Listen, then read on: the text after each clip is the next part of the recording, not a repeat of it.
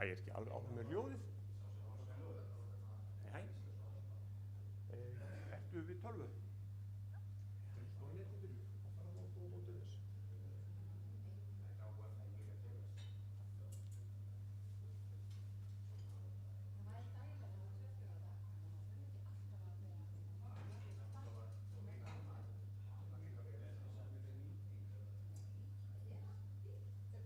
Já. Og svo hlekkur þar svona á YouTube.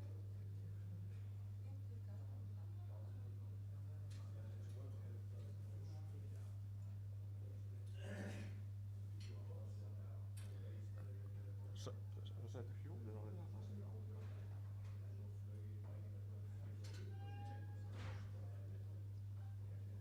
Já.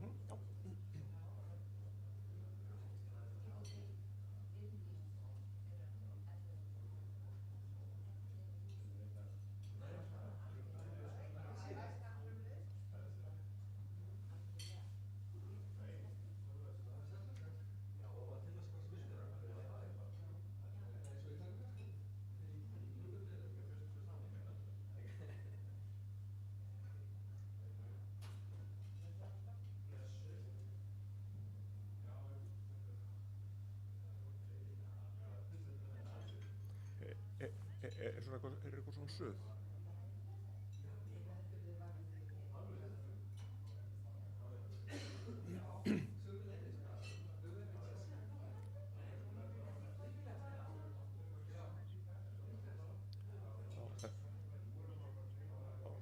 Sko, þetta er smá stund að gera sig til þín og ég seti upp puttan og segi 1, 2 og hérna þá áttu að sjá, þú séð mér myndir ekki?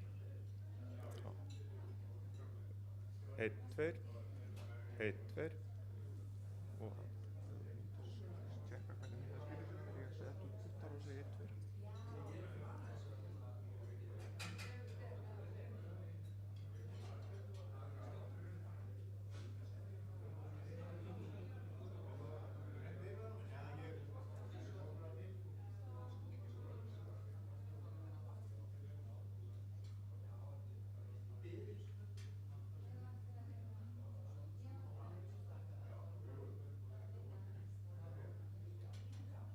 Já, og það er ekkert svona suðið eða vont hljóð eða neitt svoleiðis.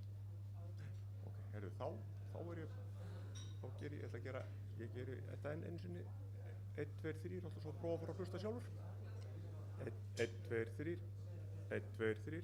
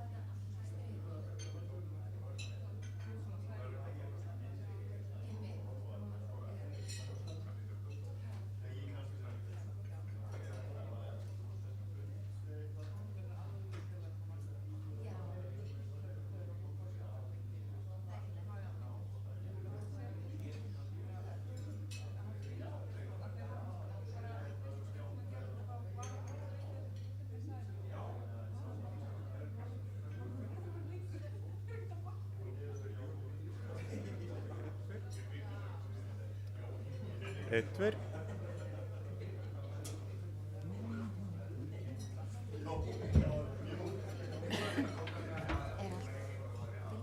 Já, ég bara leita mikrofónum þá. Já. Það nú svo fáir á þessu fundi, það kannski tiltölulega auðvelt að endurtaka. Já, en hversu langur fundurinn? 1,5 tíma. 1,5, já, ég leita á hann og ef ég finna hann þá kem ég bara með hann.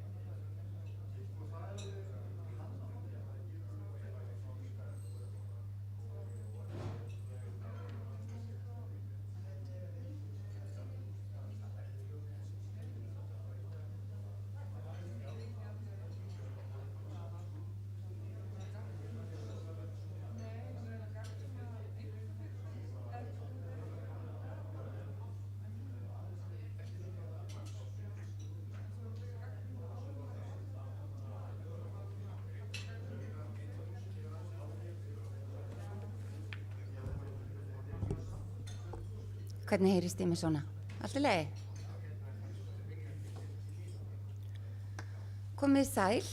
Ég vil bjóða ykkur velkomin á þennan fund sem Umhverfisstofnun heldur í tilefni af því að í dag kemur út skýrsla ástand áfangastaða innan friðlýstra svæða. Á fundinum verður kynnt matsverkfærið sem liggur til grundvallar þeim niðurstöðum sem eru birtar í skýrslunni og í erindunum sem hérna fara á eftir verður varpa nánara ljósi á þá vinnu sem farið hefur fram til þessa og farið í saumana á skýrslunni sjálfri og rauðalistanum svokallaða sem eru svæði í hættu. Við ætlum að byrja á því að hlýða á ávarp umhverfis- og auðlindaráðherra. Því næst ætlar Jón Björnsson, þjóðgarðsvörður í þjóðgarðinu Snæfellsjökli, að segja okkur frá verkfærinu sjálfu og þeirri þróunarvinnu sem hefur farið fram. Þá ætlar Ólafur A. Jónsson, sviðsstjóri hjá Umhverfisstofnun, að fjalla skýrsluna sjálfa og svæðin í henni og síðastur ætlar Óskar Jósefsson, framkvæmdastjóri stjórnstöðvar ferðamála, að fjalla ástandsmatsverkfærið í víðara samhengi. Að lokum verður tekið við fyrirspurnum úr sal og almennar umræður ef einhverjar eru eftir því sem tími vinnst til. Fundinum streymt. Þannig að ef það eru fyrirspurnir þá þurfa þær að koma fram í gegnum mikrofón og ég hleyp til þeirra sem kveða sér hljóðs með hljóðnumann. Að þessu sögðu þá vil ég gefa ráðherra orðið. Guðmundur Ingi Guðbrandsson, gjörðu svo vel.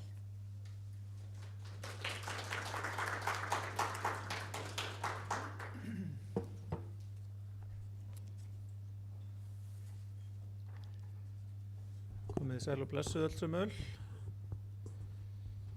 Ég byrjaði daginn á því að fara í sjúkraþjálfun sem maður þarf að gera þegar maður er komin á 50-aldur og ég verð að viðurkenna að ég ætlaði ekki að geta staðið upp að bekknum, ég langaði bara að fara að sofa. En þá myndi ég eftir því að ég var að koma hingað og þá kættist ég.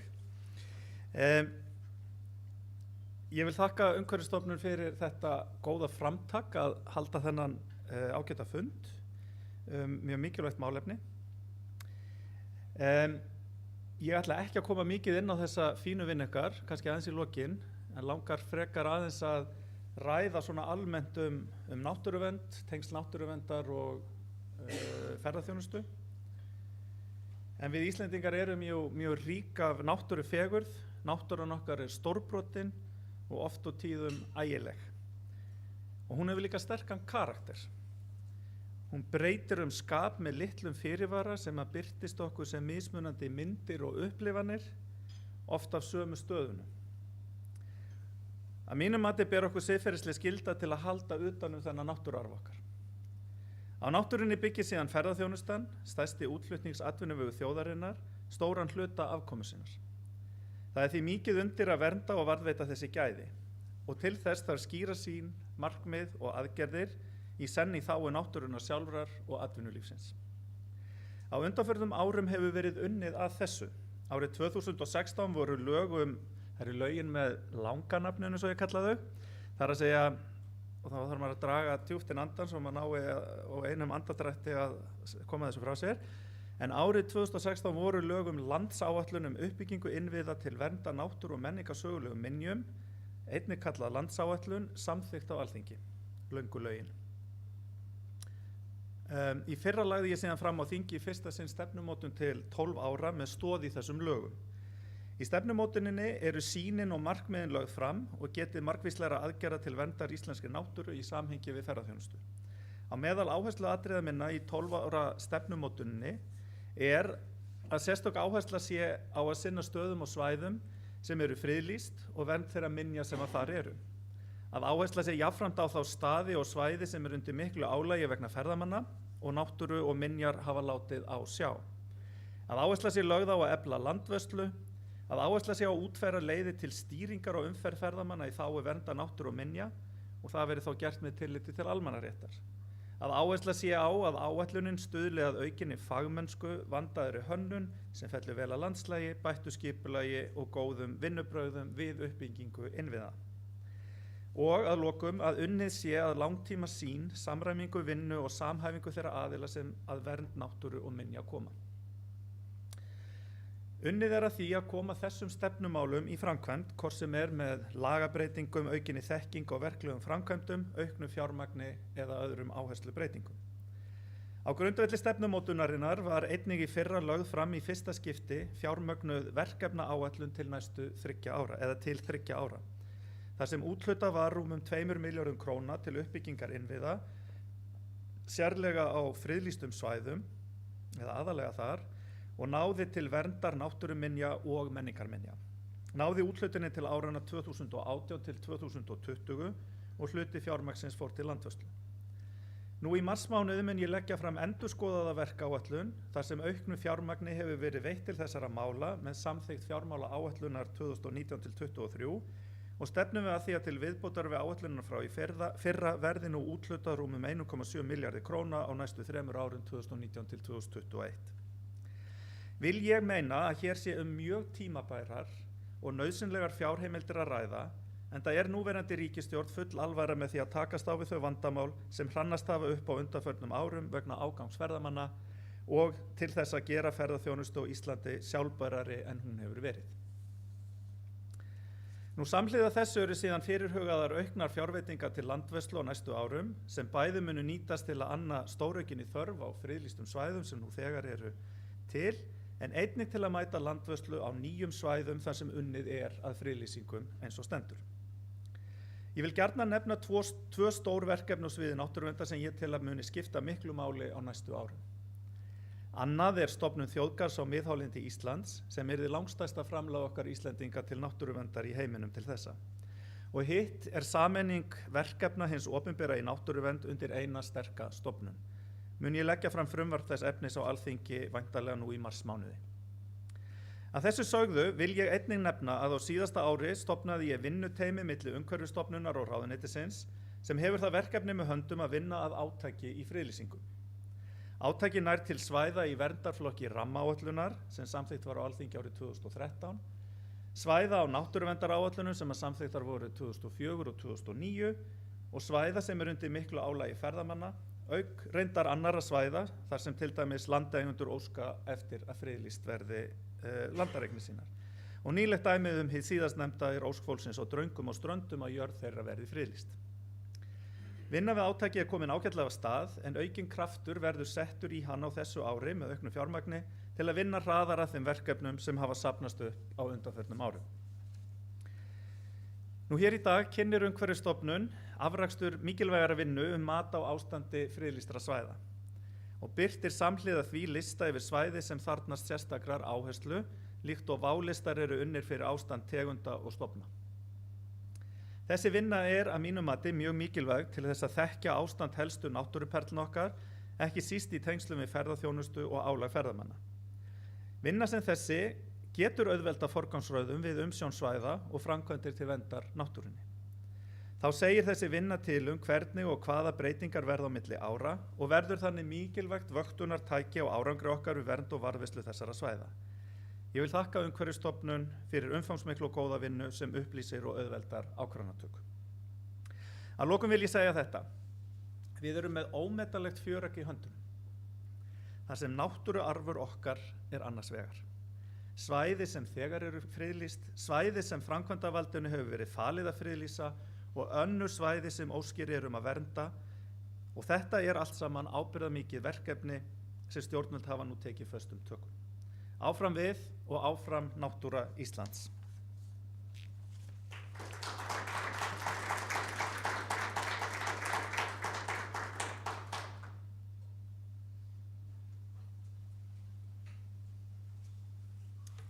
Takk fyrir þetta, Guðmundur Ingi.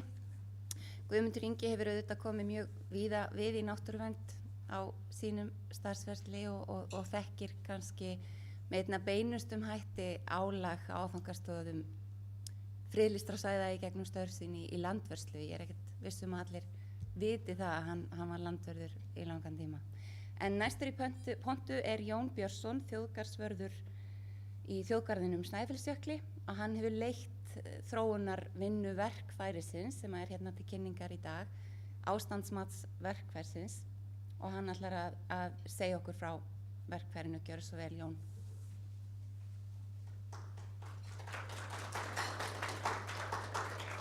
Já, góðan daginn og bara komið í sæl. Ég fekk bara korter til að tala. Ég tek venjulegast andan og svo tala ég 21 mínútu. Þannig að þetta verður nú eitthvað mestar ágjörð, þetta er því snöggt hjá mér. En þetta er nú það sem við ætlum að ræða um. Við erum við. Jú. Nú, líkt og þið þekkið, þá erum við með hjá Umhverfisstofnun og Vatnajökulsþjóðgarð og fleirum með fjölda svæða sem að fjölmargir ferðamenn sækja heim. Inn á þessum svæðum eru náttúrustök og verðmæti sem við erum að sýna, en jafnframt mikið af innviðum. Við þurfum að hafa skipulag í kringum þetta og margt fleira. Þetta eru mjög ólíkir þættir. Við getum tekið dæmi með göngustíga. Við erum jafnvel með hundruð ef ekki þúsundir göngustíga í Íslandi og allir frekar ólíkir. Það er kannski svolítið erfitt að leggja mat á þá á mjög einfaldan hátt. En það var nú samt það sem við fórum að hugleiða hér fyrir ekki löngu síðan. Nú, við lögðum mat á ástand fjölmargra þátta á svæðum okkar, til að mynda hjá Umhverfisstofnun. Þar sem vorum að reyna átt okkur á hvernig staða svæðanna, náttúru þeirra og innviða væri háttað. Við byggðum á 2 grunnum hér í den, það er að segja við gerðum gagnagrunn um ástand friðlýstra svæða, þar sem við einfaldlega fylltum inn ákveðnar kategóríur. Þetta var gagnagrunnur og í raun ekki, sem sagði okkur í raun ekkert, og var kannski ekki minna en vísan inn í framtíðina. En síðan var það rauðlistaskýrslan sem var mjög í umræðu lengi vel, byggði á SWOT-greiningu. Gallinn við rauðlistaskýrsluna var að hún var svolítið huglæg, vildi verða það, og það sem meira var að það kom oft fáir að því að vinna hana. Hún gæti oft verið jafnvel unnin af 1 eða 2 einstaklingum og við áttum erfitt með að verja hana. Rauðlistaskýrslan fjallaði þá svæði sem voru farin að hnigna mjög vegna ágangs ferðamanna. Nú, stjórn ferðamála hófaði okkur á fund fyrir einhverju síðan og vildu óska eftir því að við hönnuðum fyrir þá verkfæri, byggða þá á rauðlistaskýrslunni til að byrja með. Það sem við getum lagt mat á álag sem gestir valda á áfangastöðum ferðamanna. Og nú þurfum við aðeins að passa okkur að hér tölum við áfangastæði ferðamanna. Það er að segja svæði sem hafa orðið fyrir miklu álagi vegna ágangsferðamanna eða vegna komu ferðamanna, gesta. En þó að flest þeirra svæði sem við erum að meta í dag séu jafnframt friðlýst. Það eru sjálfsögðu svæði sem eru auðvitað mjög vinsæl líka að koma á. Nú við ræddum þetta, náttúrulega hvernig við ætlum að vinna þetta, og það var svona hjá okkur hugmyndin að við erum að búa til eitthvað verkfæri sem er mjög einfalt og auðvelt í notkun og sem flestir gætu fyllt út og við þurftum ekki að sérmennta eða sérþjálfa fólk til að vinna með það. Það er að vera byggt á hlutlægumæti en ekki huglægu, af því okkur fannst eins og ég sagði rauðlistaskýrslan of huglæg, og þetta er að vera mat sem er samanburðarhæft á milli staða, samanburðarhæft á milli ára, að við sæjum hvort að svæðin okkar er að batna eða þeim er að hnigna.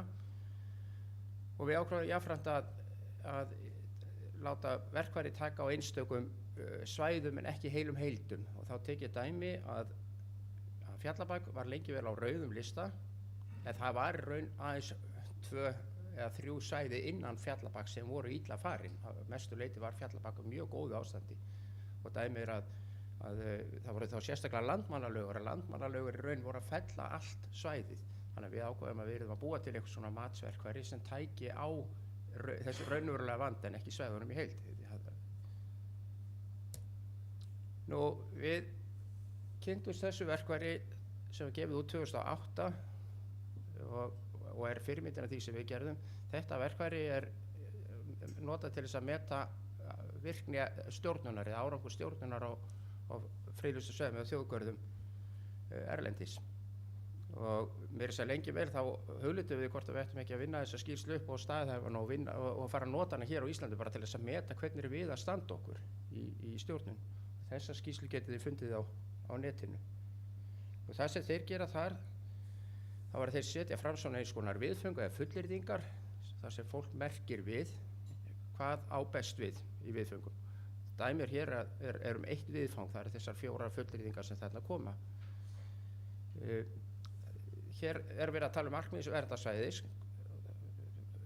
Ef að svæði hefur engin staðfest markmið og samþykkt fyrir verndarsvæði, þá fær þetta þessi fullyrðing 0 stig. Hún er fallin upp í það að svæði hefur samþykkt markmið og það stjórnar samkvæmt þeim og hún er að fá það fullt úr stiga, og svo geta komið krítíriur þarna á milli. Þetta er eins og segir bara með göngustígur, við getum verið með engan göngustíg upp í að vera með mjög fullkomin göngustíg. Það er hins vegar mjög flókið að geta sett þetta upp í 4 setningum eða 4 fullyrðingum hvert viðfang. En þetta gera þeir setja frem þarna 33 viðföng. Hámarksstig gátu verið 3 stig á viðfang, það er að segja heildareinkunn ef allt skoraði í topp í þessu verkfæri voru 99 stig, eða það er að segja þá sögðu þeir svæðið er 99% vel stjórnað, eða stjórnum svæðisins segjum það hefur fengið 70 stig, þá verður það 73 stig, þá er 73% virk stjórnun á svæðinu og svo framvegis. Og við ákváðum að skoða hvort að við getum ekki nota þetta verkfæri til þess að meta okkar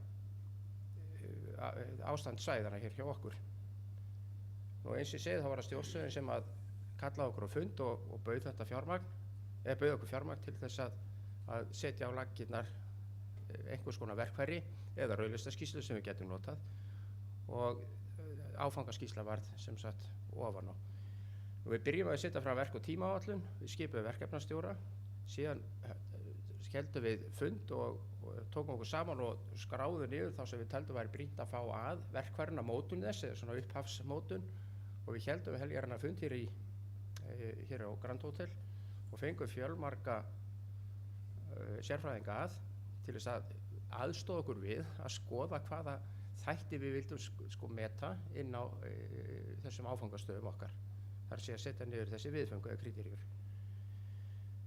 Og í kjölfarið þá tókum við saman allar niðurstöður, sendum aftur á sérfræðinga, við hræðum talsvert í þessu og unnum svo og fengum athugasemdir og unnum úr þeim fyrstu krítíriuna. Við settum fram þessi viðföng sem við taldum að væri brýnt að vinna með, þar að segja þessar fullyrðingar eða þessar þætti sem við vildum spyrjast fyrir um. Við flokkuðum krítíriurnar niður eða viðföngin niður, sýnum ykkur það eftir. Við bjöggum til matsblöð, gerðum prófanir sem við unnum úr, og við varum náttúrulega fullt af hnökrum og ennir að koma hnökra sem við erum vandræðast með. Og síðan útbjöggum við eins konar matsblöð, gerðum keyrslur, endurskoðum unnum úrbætur, þetta gerðum við 2017 og svo 2018, núna á síðasta árið í haust, þá settum við fram svona skýrslum sem við þorum að birta. Það er nefnilega líka töluvert, sko, fylgir því töluvert ábyrgð að setja fram einhverjar fullyrðingar eða ef við erum ekki algjörlega klár hvað við erum að gera. Og það sem við erum að gera núna nú erum við að kynna ykkur aðeins hérna niðurstöðurnar og í kjölfarið verður skýrslan sett á neti hjá okkur. Það er að segja þessi fyrsta keyrsla, ég segi betur af þessu eftir. Við sáum það eru kannski 3 þættir sem við teljum að skipti verulega miklu máli þegar kemur að vernd svæða eða að uppbyggingu eða skipulagi slíkra svæða. Og það er fyrst og fremst skipulagi hjá okkur, stjórnunin á svæðunum, hvernig er hún að virka, hvernig eru innviðirnir að standa og svo framvegis, og svo loksins er það verðmætin sjálf, það er að segja stökin sem við erum að sýna, hvort sem það er foss eða gjallgígur eða heill þjóðgarður, sem að við teljum að þetta er þessi þætti sem við skilgreinum að séu mikilvægastu þættirnir inn á þessu stöðum. Og við sjáum þarna líka, við gáum þessu ákveði vægi, við teljum að skipulagið skiptið þarna, og þið komið eflaust með spurningu af hverju þetta vægi fremur en eitthvað annað, en vægið er eitthvað sem við eigum líka eftir að endurskoða. En við teljum sem sagt að þetta sé þessi 3 mikilvægustu þættir og þeir fá einhvern út frá ákveðnu vægi.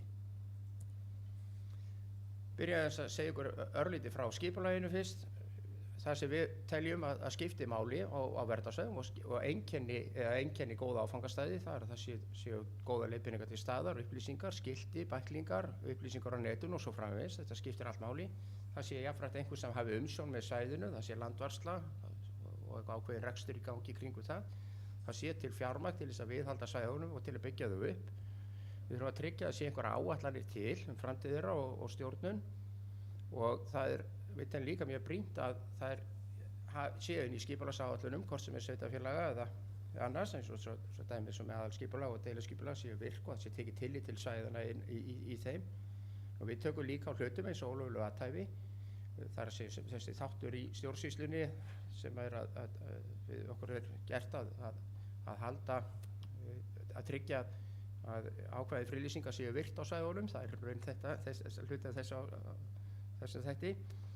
Og við erum líka að vinna í því að heildarsvipurinn sé góður og það sé hönnun til staðar. Við þurfum að telja og vita fjölda gesta okkar sem er mjög takmarkaður þáttur hjá okkur í flestu, og svo er þessi nýji þáttur sem er að koma sífellt þyngri inn hjá okkur, það er vetrarþjónustan. Nú hér sjáu þið töflu, ég vona að þið sjáu hana. Jú. Hérna bara dæmi svona eitt viðfang, það fjármögnun. Og hér erum við annars vegar með áfangastað sem hefur ekkert fjármagn, það kemur ekkert inn í reksturinn, en það er mikil þörf á því. Ef þessi fullyrðing á við, þá fær viðkomandi, þá er sett 0 í ramman hérna fyrir aftan 0, þannig að hann fær einfallega 0 stig upp í það að áfangastaðurinnum er tryggt fjármagn, eða árlegt fjármagn til uppbyggingar og rekstur svæðis, þá fær hann fullt hús stiga. Og svo erum við settar þarna kríteríur á milli til að einfalda hlutina. Stundum á þetta ekki við, og það eru þá kannski svæði sem að eru í raun ekki, kölluðu kannski ekki beint ferðamannasvæði. Nefni dæmi svæði sem að hefur flækst mikið fyrir okkur, það er Þjórsárver. Og Þjórsárver við getum í raun ekki kallað Þjórsárver sem áfangastað ferðamanna, það koma sár og fáir þar, en við getum samt alveg tekið úttekt á Þjórsárver með þessu verkfæri, en þá setjum við þessar kríteríur inn stundum á ekki við, því við erum ekki farin inn á uppbygging á þessu svæði. En við þurfum sannarlega að hafa skipulagi til staðar og svo framvegis og eftirlitið. Við erum með fjöldan allan af innviðum og þetta þekkjum við öll, og þess innvið áætlunin náttúrulega segir sitt. Það er að við erum löngu búin átt okkur á því að ef innviðir bresta á þessum svæðum þá brestur allt. Þess að við skoðum með innviðunum, og þetta eru þessi þættir sem við erum að flokka og meta, það er aðkoma svæðinu, hver eru fyrstu kynni okkar þegar við komum inn á svæðið, tekur svæðið vel á móti okkur eða er svæðið og kallar það eftir virðingu okkar, eða tekur svæðið illa á móti okkur, sem hefur oft reyndar verið raunin, og þá er það ekki að kalla á betri umgengni eða ferðamanna. Hvernig eru stíga að varða leiðir það sem við á, göngustígar, salerni, eru þau til staðar eða þörf á salernum, eru þau í grennd og svo framvegis, bílastæðamálin, akvegir, við þurfum að skipta þeim í tvennt því að við sjáum það er mjög ólík nálgun á hvort við erum með vegi upp á hálendinu eða hvort við erum með vegi á láglendi, á aðkomuleiðirnar sjálfar, aðstöðunum. umferð reiðhjóla, merkilegt nokk þessi nánast á hvergi orðið við enn þann dag í dag, en við erum samt komið með þetta inn samt, og við komum til með að fylgja þessu eftir, að skoða og fylgjast með hvort að það verði breyting, þannig að við erum kannski stundum pínulítið á undan okkur og ekki undan okkur. Reiðleiðir, útsýnisstaðir eða áningarstaðir, tjaldsvæði. Þetta eru svona þessi þættir sem við erum að meta í innviðunum, og ég ætla að sýna ykkur einna dæmi hvernig er unnið. Þetta tekið við núna í september, október, Saxhóll í þjóðgarðinum, og þegar við heyrt kannski að Saxhóll hefur verið töluvert í fréttum vegna göngustígs eða stiga sem liggur upp á gíginn og hefur fengið margar alþjóðlega viðurkenningar fyrir hönnun og tilrandi. Við gefum honum samt í einhvern ekki nema 2,5 og þarna komum vandi, og sem við lendum mjög fljótt í, að við stundum fannst okkur ekki fullyrðingar alveg eiga við. Já, hann gæti verið að fá 2 stig, hann gæti verið að fá 3 stig, og þannig að við gáum strax heimild á að fólk gæti gefið milli stig, en þá verður það að setja skilgreiningu í athugasemdir að hverju, af því það er þá líka það sem við komum til með að skoða næst þegar við endurskoðum textana hjá okkur, og þá þurfum að meta að hverju gátum við ekki, hverju fjallan ekki inn, getum við orðað hlutina öðruvísi til þess að hann falli betur að. Í þessu tilviki þá er stiginn sjálfur mjög góður, en það er aðeins tengingin við hann upp á toppnum og tengingin niðri sem við þurfum að vinna með. Og það er það sem við setjum síðan í svona nefndan úrbótakafla, því að við erum bæði með athugasemdir og úrbætur, og það eru úrbæturnar sem við síðan vinnum eftir. Það var mjög gaman þegar við prófum þetta 2017, að við settum fram fullt af úrbótum sem við erum þegar búin að vinna á flestum svæðum, og þannig að þetta skilaði sér mjög hratt til okkar. Allt í einu voru fann að skrá niður úrbæturnar, þar voru ekki lengur bara í höfðun á okkur, og við vorum svona, og jafnframt er það líka það sem við erum að skoða núna með skýrsluna. Við sáum það geta verið breytingar á einhverjum á milli ára fyrir svæði, þá þurfum við að meta það að hvað hefur gerst, er eitthvað í úrbótunum eða eitthvað sem er að breytast, hvað er að breytast hjá okkur.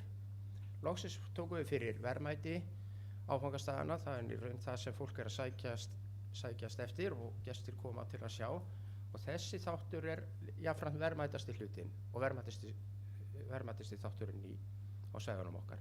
Þar erum við að meta gróður, við erum að skoða hvort ágengar framandi tegundur eru að hafa neikvæð áhrif á svæðið, þá kannski ekki síst líka upplifun gesta eða innviði.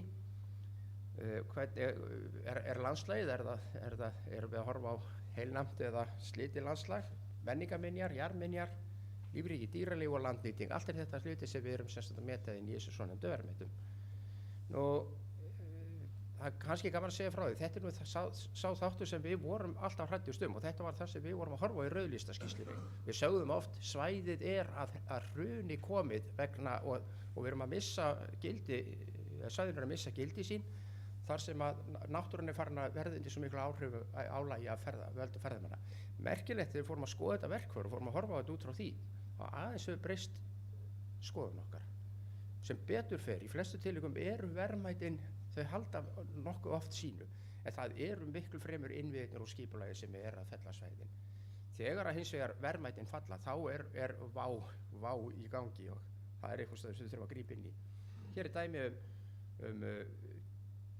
hérna skal ég segja ykkur gróður, hvernig við metum hann inn á svæðum, allt frá því að það er svæði sem er orðið örfoka, svæði sem áður var vel gróið og eru mjög illa farið, það eru óafturkræfa skemmtir, upp í það við erum með svæði sem eru bara með heilbrigða gróðuþekju og stenst. Við erum með mismunandi þætti þarna á milli. Hér vorum við líka í smá vanda með einkunnagjöf. Við gáum 0 til 3 stig, en við erum að gefa mun hærri breiðari einkunnagjöf í verðmætunum. Og við teljum að í þessu tilviki, ef að svæðið er orðið svona illa farið, þá er það bara hrunið komið. Það er að segja, þetta getur fellt miklu fleiri þætti hjá okkur. En þetta er nú samt mál sem við höfum sannarlega eftir að skoða og meta, og við komum til með að vera hvort þið er að þróa þetta verkfæri hérðan í frá á hverju ári. Ég reikna með að við setjum, það ekki rétt ef við setjum þetta ekki á heimasíðu einhverju stofnunar líka verkfæri, þannig að fólk getur sótt það þar og fengið að skoða.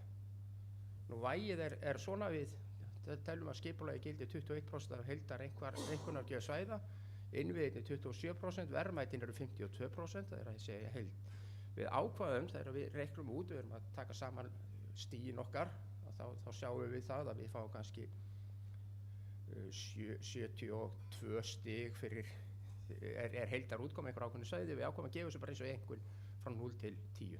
og 72 stíg því bara það er 7,2 í einhvern. Þetta er bara eitthvað sem er auðvelt, við þekkjum og þannig við ákveðum að gefa sem sagt einhverja gjöf alveg sem við værum í prófi og það er mun einfaldara heldur en að skrifa stóra doðrant og mikla skýrslu og segja svæðið og þar sem við erum að reyna að útskýra hvað er að gerast, það er miklu betra að segja að þetta svæði er bara í flokki fær 5,3 í einhvern og er komið á svona appelsínugula lista og svo getur fólk farið að skoða hvað er það skipulagið, er það innviðirnir eða er það verðmætin sem er að raka á þessu svæðum. Nú við tókum 101 svæði núna 2018 eða síðasta haust sem við lögðum mat á og þetta sjáðu hérna er ég bara búin að setja niður landið og setjum inn fjöldasæði á hverju svæði fyrir sig en auk þess tókum við 6 svæði sem er ekki friðlýst, þetta er allt friðlýst svæði þessi 101 sem eru á náttúruminjaskrá og það var svolítið merkilegt að sjá hvað svæðin sem eru á náttúruminjaskrá eða svæði sem er ekki undir stöðurumsjón er að skora mun lægra heldur en þau svæði sem hafa umsjón. Hvert svæði fekk sína einkunn. Hér set ég upp bara frá mér því ég get staðið alveg á þessu og svara fyrir því ef ég fengi einhverja spurningar. Hér sjáum við einkunnirnar fyrir ýmsa þætti. Tökum bara Arnarstapa sem dæmi, hann fær 6,9 fyrir skipulag, hann fær 9,19 fyrir innviði og 7,12 fyrir verðmætin. Heildar einhverjum á 7,62. Með því að kíkja í skýrsluna þá getum við séð hvað það er sem er að hækka eða fella svæðið. Af hverju færum 7,12 í verðmætunum. Hvað er að og svo frá þessu. Þetta er í raun svo einfalt og einfalt að lesa úr þessu. Hér sjáum við þjóðgarðinn. Við tókum strax eftir því að þjóðgarðinn er að skora tiltölulega hærra heldur en mörg önnur svæði og þar hjálpar til og ég sýni ykkur það svo líka á eftir að það er kannski skipulagið ekki síst sem er oft meira þeir eru komið fasta starfsmenn 2 starfsmenn sem er að sinna og reyndar að verða 3 sem sinna þjóðgarðinum allt árið þannig hann er undir svona og hann er líka kostur við þjóðgarðinar þeir eru betur lagalega studdir og þeir eru á fjárlögum allt svona hefur mikið að segja gagnvart framtíðinni. Hverjir eru að nota þetta verkfæri? Í dag eru við Umhverfisstofnun að nota þetta og væntum þess að Vatnajökulsþjóðgarður komi inn með okkur og við höfum líka verið að kynna þetta aðeins fyrir Þingvöllum hugsanlega Skógræktin, Landgræðslan og í raun hverjir sem eru og sveitarfélög og ég sé alveg fyrir mér að það verði miklu mun fleiri sem komið til með að nýta þetta verkfæri í framtíðinni. Einkaaðilar landeigendur þess vegna það er að segja umsjónaraðilar áfangastaða hverjir sem þeir kunna vera. Og verkfæri metur gestálag og leiðir til úrbóta. Það metur álagið sem svæðið verða fyrir og svo finnum við þessa hvað ætlum við að gera. Hverjir fylla þetta út? Hjá okkur eru það landverðir og sérfræðingar og ég ásamt og fleirum og við reiknum með í raun að í framtíðinni eigi allir að geta fyllt þetta út. Við þurfum samt aðeins að hafa varna og þurfum svolítið að vinna þetta og erum enn að hanna svona hvernig við ætlum að endanlega vinna þetta. Og matið er þannig við ákveðum að meta alltaf hausti til, leggja áherslu að það er einhver ákveðin tími ársins sem við erum að leggja mat á svæðin og við gerum þetta árlega. Þetta er ekki bara sem er gert einu sinni, bara gert okkur einasta ári. Það tekur yfirleitt ekkert mjög langa tíma, getur tekið hálftíma, 3 korter jafnvel að fylla út heilt svæði, þannig að sjá þetta er ekki alveg gríðarlega mikil vinna ef maður hefur sæmilega þekking á því. Matið við höfum þessi matsblöð, förum yfir alla þætti, leggjum fram með þetta bæði og aðstátt útbætur, leggjum matið fyrir á haustin og það er vegna þess að þá eru svæðin yfirleitt þurr. Það þýðir ekkert að leggja mat til dæmis núna í miðjum leysingu, ég sýndi ykkur það eins og eftir. Og það sem við þurfum að gera það er að við þurfum að leggja áherslu á að matið sé hlutlægt. Að við séum með niðurstöðu sem við getum staðið með. Það sé ekki eitthvað huglægt mat, ekkert kannski mat, heldur bara huglægt mat. Gerðum það gamla okkar hérna síðustu helgi á Þingvöllum. Svo fengum við landvarðarnema, ég gaf þeim ákveð að gera bara þessa tilraun, ég kendi þeim í korter og verkfærið, sendi svo út 10 hópa til þess að taka 5 viðföngu eða 5 verðmæti inn á Þingvöllum og ég gefa þeim einkunn. Og við settum 2 hópa í hvert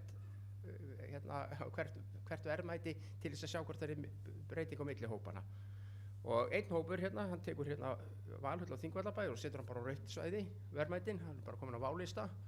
En það sem við sáum strax þetta, þegar allt er á kafi snjó, það er mikil hálka á svæðinu mikil drulla, það er hlánun í gangi og svo framvegis að þá falla svæði. Þá einfaldlega myndum við fara að sjá svo mikið af svona einhvernum. Þess vegna getum við ekki nota þennan tíma. Okkur þótti þetta áhugavert og mjög gaman að skoða þetta. Þarna var hópur sem hafði enga þekkingu á þessu mati og hefði ekki unnið sem landur eða neitt. Og þetta er bara tilraun, er þetta algjörlega óábyrgt. Þetta er eitthvað tölur sem myndu ekki ganga og við fengjum það öðruvís út hjá Þingvalla starfsfólki sjálfu. Við erum búin að nefna við okkur, þeir eru ekki til í að prófa með sínum fólki að gera þetta líka, bara til að sjá mismunin. En það er eitt sem er kannski einkennandi, takið eftir hvað skipulagið að skora hátt hjá Þingvöllum, hjá þeim, og ég get alveg trú að það sé svolítið til í því. Þetta er bara mjög reyndur þjóðgarður, komið með langa hefð, er búin að vera með fjölda starfsmanna, góða, litla starfsmannaveltu og svo framvegis. Skipulagið í lagi hjá þeim. Og þannig að við getum ýmislegt lært af svona verkfærum. Það sem að gagnsemin af þessu verkfæri er þetta gefur samburð að hafa sína ástandi allra helstu áfangastaðar á landinu. Við getum skoða hvað er að ganga vel og hvað er að ganga illa, hvar liggur vandinn, þetta kallar eftir ákveðnum úrbótum og úrbæði getur hækka einhvernir. Ef ekkert er gert þá heldur við þá getur einhver lækkað. Við sjáum það, við þurfum að skoða. Eddi farin að íta á mig, ég sagði 21 mínútu. Ég er að stela honum Óla tíma núna. Og þetta kallar úrbætur, hækkanir og þetta gagnar stjórnvöldum, umsjónaraðilum, áfangastaða og þetta getur gagnar stjórnvöldum og bara hverjum sem er. Þetta er bara fjöldinn allur sem getur nýtt þetta verkfæri. Við verðum með skýrslu sem verður aðgengileg á netinu, þessi sem við erum að gefa út núna. Við erum að vinna að búa til miðlægan gagnagrunn, þannig að við í framtíðinu munum við fylla þetta allt inn í tölvu hjá okkur. Og við erum konum með þessa litakóðun, við erum með rauðan og við erum með appelsínugulun og við erum með grænan. Og vonandi í framtíðinu verðum við með Íslandskort þar sem við getum þá hreinlega sett bara litin á hvern áfangastað fyrir sig, sjá hvað hefur verið metið og svo framvegis. Hérna er bara dæmi hvernig við getum gert þetta á netinu, þetta er bara einhver útfærsla sem við hefum eftir að skoða. Við höfum lært alveg hellinga á þessu sjálf og þetta hefur bætt vinnun okkar. Ég held að það sé bara alveg á hreinu, þetta hefur bara bætt verulega vinnuna hjá okkur sem erum að vinna með þessu svæði. Við erum allt í einu bara að koma með einhvern veginn svona, við vinnum þetta eins líka, það er kannski það sem hjálpar til. Þetta er mjög gott verkfæri bara að setja þetta í hendurnar á landverði, hann sér núna, já þetta er þessi þætti sem ég á sérstaklega einbeita mér að og svo framvegis. Það er fullt af hluti sem kom okkur óvart, eins og til dæmis að verðgildi verðmætana sem við erum með svo mikla áhyggjur af, er mikla hærri heldur en við héldum. Það minnir mig á þeirra að þið sögðu hérna einhvern tíðan fuglafræðingar, það hrundi kríuvarpið í ár, hvort þetta verið 2-3 árum síðan, en við þurfum ekki að hafa áhyggjur af því ef við fáum góðan varpaárgang á næsta ári og það er þessi faglega hugsun sem við þurfum að einbeita okkur að við séum ekki með hlutlægt mat af því að eitt sumar hrynur kríustofnun við séum ekki að fara á taugum þess getur verið þetta sé bara ofur eðlilegt.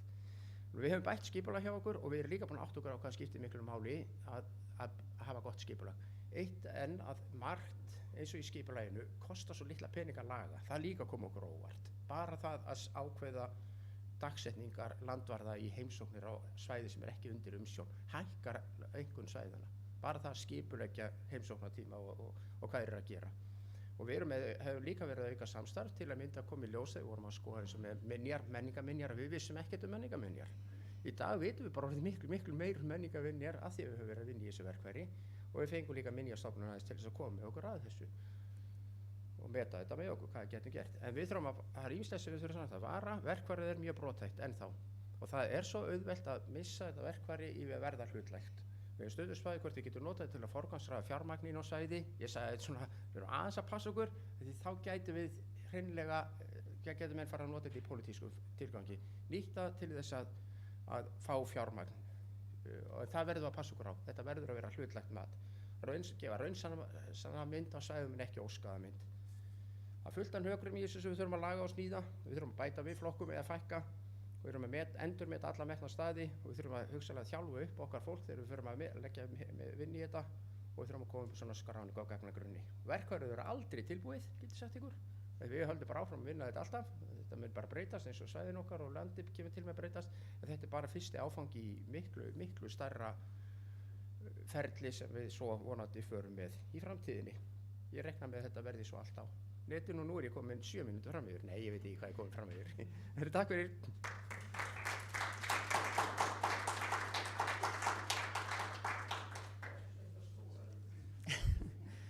Takk fyrir Jón.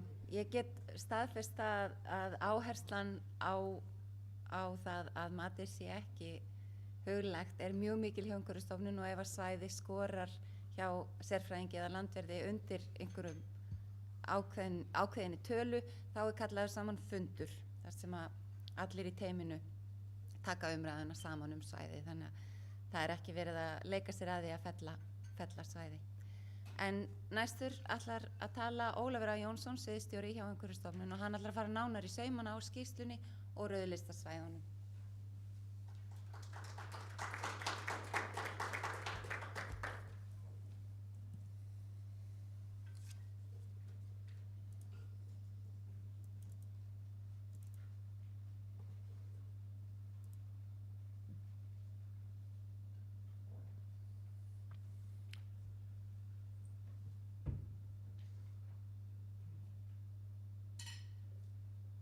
Góðu gestir, áhrendur.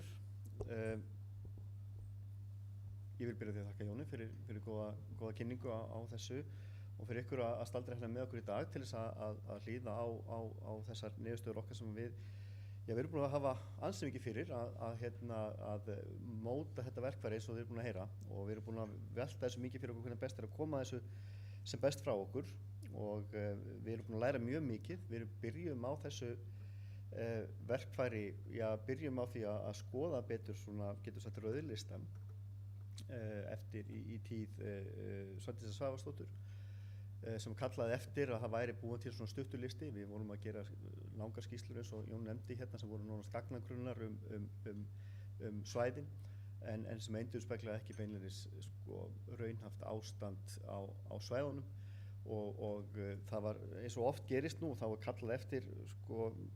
kallað eftir upplýsingum og með hansi stuttum fyrirvara og við þurfum að koma strax með gögn og það var úr þessu að við tókum fyrir SWOT aðferðafræðina og nýttum hana í byrjun til þess að meta svæðin og svo svona þróaðist það áfram en það var okkur til happs þegar við vorum að hugsa að endurskoða verkfærið einmitt eins og Jón nefndi að stjórnstöðin kom til okkar og hafði áhuga á því að aðlaga, við myndum aðlaga okkar verkfæri, SWOT verkfæri að þessu ástandsmati fyrir ferðamannastaði og við sögum við ætlum að endurskoða þetta bara í heild sinni þannig að við eigum hérna mjög góða samleið og ég get staðið við höfum átt mjög gott samstarfi við stjórnstöðuna sem reyndar og fleiri aðila í þessu. En maður velti líka fyrir sér af hverju við erum að standa í þessu. Jú, Jón er nú kannski búin að fara alltaf vel í það en Umhverfisstofnun ber skyldu samkvæmt lögum til þess að gefa skýrslu ráðherra, árlega skýrslu ástand náttúruverndarsvæða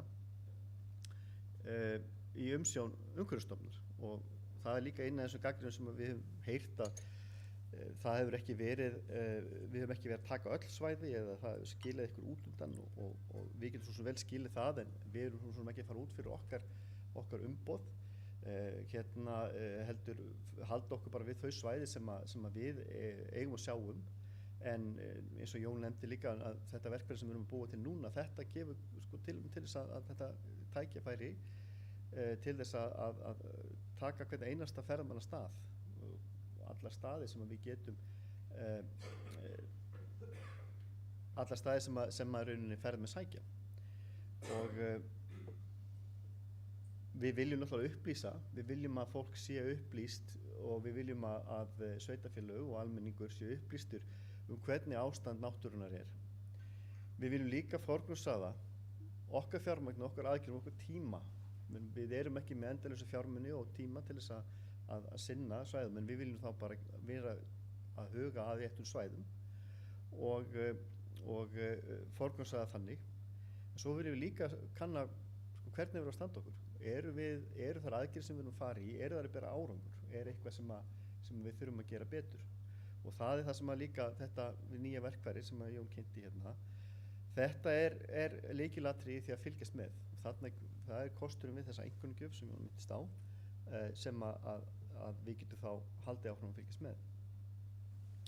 Nú Jón fór dálítið vel í þetta með að við þetta verkfæri sem við erum ekkert að finna upp hjólið og við erum að taka hérna svona rauninu góða gildi aðferðafræði og aðlaðana að okkar aðstæðum og okkar okkar svæðum og við erum líka að skoða þetta með, eins og stjórnstöðin óskaði eftir að við erum ekki að bara skoða fyrir friðlýstsvæði, þannig að við þurfum líka aðeins að hugsa dálítið vel út fyrir bóksum, við erum svo vön á því að horfa bara til friðlýstsvæða en það var sérstaklega að passa upp á það að þetta myndi passa í rauninni fyrir alla ferðamannastaði. Nú einkunnagjöfin gefur eins og ég sagði líka tækifæri til þess að bera saman. Raun og rauðlistinn er alltaf samanburðarhæfur með það hvað er rautt og hvað er appelsínu gult. En þetta er líka, þetta gefst meiri tækifæri til þess að skoða ofan í hvaða þættir það eru sem er að breytast milli ára. Og í þessu til núna þá voru þetta 108 áfangastæðar. Jón, ég verð ekki alveg hvort þú erum með tölur á þú en þetta þannig að allavega þá er þetta það bil, þetta sé 108 áfangastæðar. En við erum með þarna nokkuð svæði sem að við erum utan friðlýstra svæða sem að ég kannski fer aðeins betur ofan í á eftir. En það sem að við tekum við hjá okkur núna í rauninni er við erum að í þeim ferlum að búa til gagnagrunn sem að mun hýsa niðurstöður og sá gagnagrunn verður þá opinn og hann verður aðgengilegur fyrir þá sem að vilja til dæmis fylgjast með sínum svæðum, vilja setja inn og nota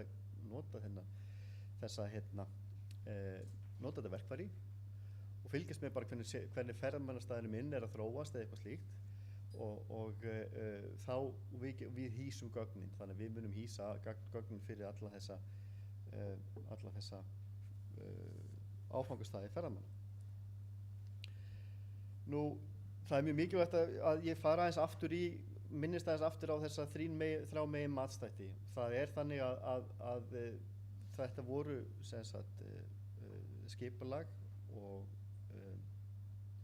innviðir og verðmæti og það er mjög mikilvægt fyrir okkur að horfa til þessari þriggja þátta. Skipulag er gríðarlega mikilvægt til þess að horfa þá framtíðarsýnina og það er horft til framtíðar með það markmiði að tryggja viðhald og verndun áfangastaða. Nú þetta er til dæmis eins og aðalskipulag eða deiliskipulag, verndaráætlanir eða áætlanir sem tryggja og viðhald og verndun staða.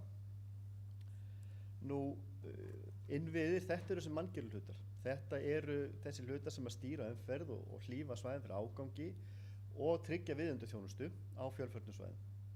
Þetta eru þekki eins og þessi akvegir, þetta eru bílastæði, göngustígar, upplýsingagjöf, salerni og svo framvegis. En skortur á slíkum innviðum getur þá valdið hnignun. Það er það sem við erum að fylgjast með. Og af hverju að fylgjast með þessum innviðum og skipulagi, og það er þetta út af verðmætinu. Verðmætin eru kjarni málsins. Verðmæti áfangastaða felast í hinnu náttúrulega og menningarlega, sömulegis sem á hinnu áþreifanlega, sem gerir staðinn ekki bara ákjósanlega til verndunar, heldur líka skapar áhuga fyrir ferðamenn til þess að heimsækja þessi svæði. Og þetta er eins og við þekkjum, þetta er eins og landslag og gróður og dýralíf og jarðminjar, menningarminjar, saga og það sem gerir staðinn að verðmæta í okkar huga og ekki síður líka þeirra sem heimsækja þessa staði. Skortur á skipulag innviðum ásamt mikilli gestasókn getur þá valdið átróningi og getur valdið tjóni og jafnvel óafturkræfu tjóni. Og það getur reynst alveg gríðarlega kostnaðarsamt að hafa ekki haft skipulagið og innviðina klára og þurfa síðan að fara ykkur aðgerðir til þess að lagfara og reisa aftur við verðmætið. Og við hugsaum mjög mikið í eins og einkunnagjöf varðandi verðmætið. Er einhvern tímann hægt að endurreisa, er eitthvað hægt að endurheimta verðmæti svæða og eigum við eitthvað stig málsins að núllstilla verðmætin. Kemur eitthvað svo tímapunktur hjá okkur að þegar svæði er búið að vera í tilteknu status quo í 10 ár, 50 ár, 100 ár að við segjum bara, já þetta eru gæði svæðisins. Þannig að þetta er eitthvað sem við svo sem erum ekkert búin að finna nákvæmlega svör við. Við erum náttúrulega bara að stíga okkar fyrstu skref í þessu en þetta er eitt af því sem ég vildi nóta hér að væri líka til umræðum. Nú skýrslan er bara byggð þannig upp að þarna er að finna bara strax heildarlista yfir allar einkunnir sem allar þessar áfangastaða. og það farið aðeins yfir í hvernig skýrslan verður til og yfirleitt sem sagt yfir þá svæði sem eru þá á rauðum lista og appelsínugulum og svo framvegis. Það fjallað einstaka staði, loks erum við með viðaukum leiðbeiningagjöf notkun verkefnisins og einkunnagjöf fyrir staðina. Nú hér ég með dæma þessum framsetninga á mati áfangastaðar í skýrslunni, hérna til þessi Grábrók og svona fjallað Grábrók á Vesturlandi. Þarna einkunnin 2017 og einkunnin 2018 og ég bendi á líka, eins og Jón sagði reyndar réttilega, að einkunnin 2017 náttúrulega þegar verkfæri að þá í þróun en þarna til samanburðar þá verður þarna ákveðin breyting á hvernig við metum svæðið. Þarna hækkar til dæmis innviður og verðmæti mikið milli ára en þarna bæði náttúrulega verið að búið að uppfæra verkfærið en ekki síður náttúrulega búið að vera í svæðin búið að vera náttúrulega áframhaldandi með umsjón og lagfæringu. Nú, einkunnagjöfin til að teljast í rauðs áfangastaðar þarf viðkomandi staður að fá lægri heildareinkunn en 5 í ástandsmatinu. En þar sem að verðmætin eru svo gríðarlega mikilvæg fyrir okkur, þá þótti okkur nauðsynlegt að ef að verðmætin sjálf sem stakur liður færi undir 5 og þá myndi það detta niður rauðanlistan. Þessi svokallaða appelsínugulir eða svæði sem í hættu á að tapa verndargildi sínu eða tapa gildi sínu. Þetta eru staðir sem að hafa þá fengið einhverjum milli 5 og 6 og áfangastaðir sem eru með þá hærri meðalengun úr matþáttunum þó svæði sem teljast vera úr hættu. Og við leggjum þá ekki mat á þá endilega þá gæðin þá milli 6 og 8 en við viljum telja þá svæði sem eru fyrir ofan 8 til grænna staða. Þetta er nýr flokkur hjá okkur og við vildum bara benda sérstaklega á það og halda því sérstaklega á lofti að þetta eru staðir sem hefur nást töluverður góður árangur. Þetta er svæði sem standa vel að vígi. Þetta er ekki einhver óskalisti fyrir getum sagt ferðaþjónustuna eða það sem við teljum að þarna í þessi svæði eigum að nýta en þetta eru svæði þar sem að standa vel og eru í góðu jafnvægi. Þarna hafa jafnvel komið aukið fjármagn, þarna kemur aukið fjármagn til uppbyggingar og landvörslu. Við tökum dæmi eins og Surtabrandskil og Dynjanda sem hafa verið á appelsínugulum lista og vera að færast á milli staða og hafa rauninni dottið orðin komin í miklu betra jafnvægi heldur en voru áður. Það má kannski segja að þarna stoppar ekki heldur. Við sækjum áfram og við þurfum síðan áfram að tryggja líka efnahagslega og félagslega stöðuleika fyrir þessi svæði. Það ákveðið markmið að heimamenn fara að sækja aftur svæði. Við heyrum það mjög oft að heimamenn, landsmenn hafa hættir að sækja tiltekið svæði. Og það ákveðið markmið bara að heimamenn bara fyllist ákveðinu stolti og fari og séu stoltir af sínum svæðum og stoltir af því sem þar og hefur verið gert. Og við viljum þá enda með eitthvað svona fyrirmyndar stað, fá 10 einkunn eða eitthvað slíkt og þetta séu bara hinni gullnu staðir. En hverjir eru svo sem þá þessu grænu áfangastaðir og þarna erum við að tiltaka sérstaklega þessa sem eins og ég nefndi sem hafa fengið fyrir ofan 8 í einkunn. Þetta þarna mynd af fengið láni frá landslagi, þetta þarna upp á Saxhól. Þarna búið að vinna mikið með tiltekin svæði og okkur mati lukkast vel og einkunninar sem að hafa þá endurspegla það.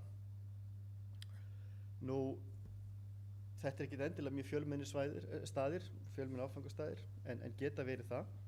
Þetta geta verið þarna staðir eins og til dæmis Holtstranda eða staðir sem hafa sem eru fjölsóttir eins og ég nefndi, Grábrók og Þjóðgarðana. Nú, áfram, appelsínuguli listinn hjá okkur, hann hefur vaxið frá því sem við unnum hann síðast og þetta kannski sá flokkur, þarna við höfum sagt að þarna er svona kanarífuglinn, þetta er í námunni. Þetta eru svæði sem að þarna þurfum við sérstaklega að huga að. Þetta eru svæði sem að eru hætta á að verði áframhaldandi hnignun að þau fara á rauðu lista og það verði mikil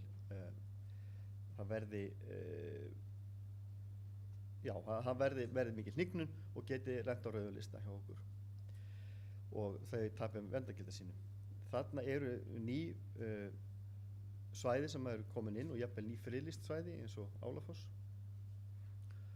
og þarna eru svæði sem hafa verið á listanum og verið þar jafnvel ykkur tíma.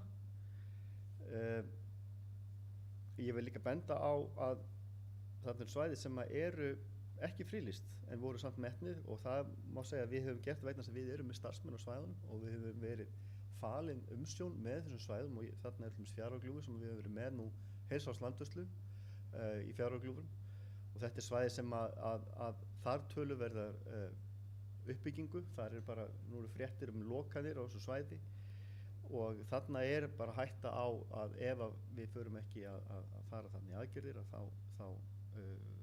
getur farið verra. Látrabjarg hefur líka verið þarna, það er svæði sem búið að vinna friðlýsingu í langan tíma og þetta eru svæði sem eru mikið sótt af ferðamönnum í jafnvel stuttan tíma og þarna er viðkvæmt fuglalíf og takmarkaðir innviðir. Nú staðirnir rauðulistin okkar, þessi rauðulisti hjá okkur, hann er í mjög miklu, hann er sambærilegur því sem hefur verið hjá okkur áður, en þó ekki á mörgu leyti. Þarna eins og við tölum þarna eru ekki að fella heilu svæðin, þarna eru staðirnir, þarna eru áfangastaðirnir og þarna höfum við verið að meta, til dæmis eru innan friðlands í Fellabæk eru Rauðufossar og þetta eru svæði sem ég ætla að fara hérna í nánar í sem að eru þar sem að eru tilteknir þættir sem að fella svæðið. Nú staðir sem að ekki eru friðlisti, þarna eru 2 friðlistsvæði sem eru á rauðum lista en svo eru hinn 3 þarna eru Geysir sem náttúrulega eru núna búið að vera ansi lengi á rauðum lista hjá okkur og er verið að vinna að friðlýsingu.